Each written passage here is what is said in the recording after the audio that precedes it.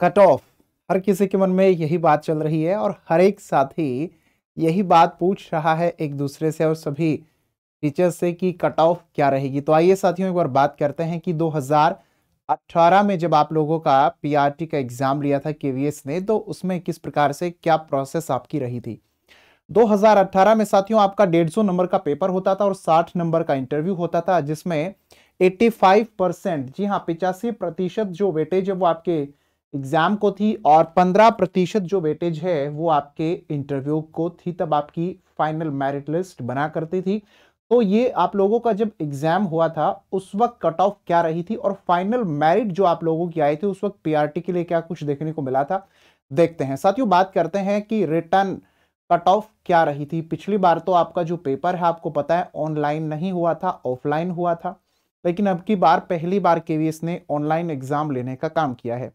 PRT की unreserved category की आप लोग देख रहे हैं कि 95 रही थी, ओबीसी की भी 95 रही थी, जो एससी कैटेगरी में आते हैं उनकी 88 थी और साथियों जो एसटी कैटेगरी है उसमें 79, ओएच कैटेगरी में 83 और वीएच कैटेगरी के अंदर 70 थी।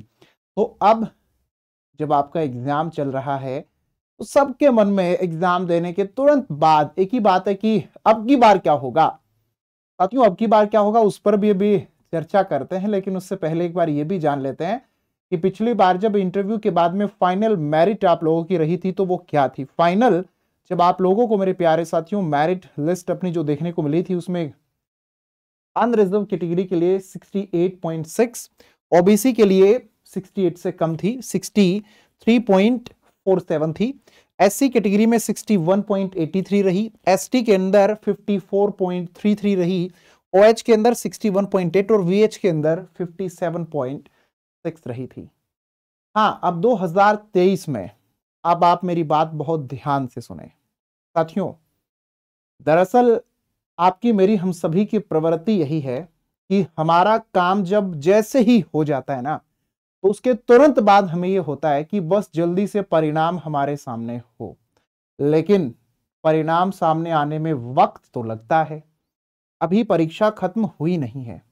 अभी आप देख रहे हैं कि 28 फरवरी को आपकी आखिरी शिफ्ट होगी।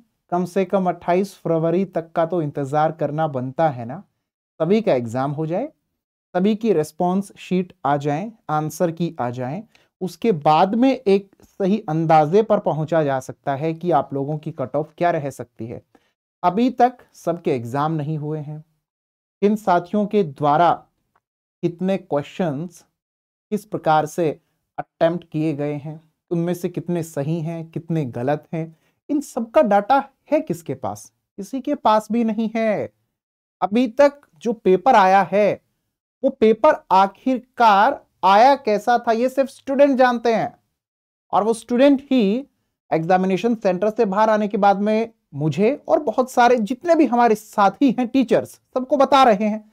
उसके बाद में सब एक अंदाजा लगा करके बैठे हैं, लेकिन एक सटीक अंदाजा, एक सही अंदाजा भी तभी हम लोग लगा पाएंगे जब कम से कम रेस्पॉन्स शीट और आंसर की आ जाएंगी।